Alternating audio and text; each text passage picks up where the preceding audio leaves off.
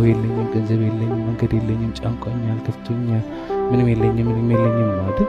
አሁን ይሄ መቀየር ይችላል። በምን መቀየር እንችላለን? በምስጋና መቀየር እንችላለን። ምን ብለን ነው የምናመሰግነው?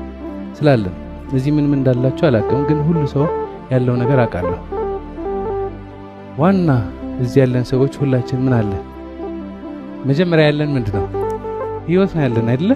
ከህይወት የሚበልጥ ነገር አለ? እቺ ህይወት ትናንት ማለቅ ይችል ነበር፣ ግን ትናንት አላለቀችም። ፈጣሪ አላለ።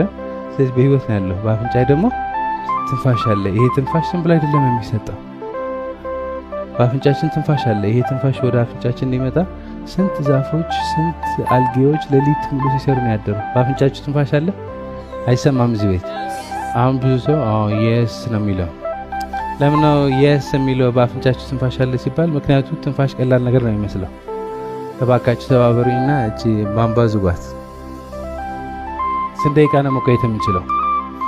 እሺ፣ ስለ ገንዘብ ህልም ምናምን ማውራት የቻልነው ትንፋሽ ስላለ ነው። ትንፋሽ ባይኖር ኖሮ ንቅንቅ አለ? ትንፋሽ ባይኖር እንቅስቃሴ አለ ወይ?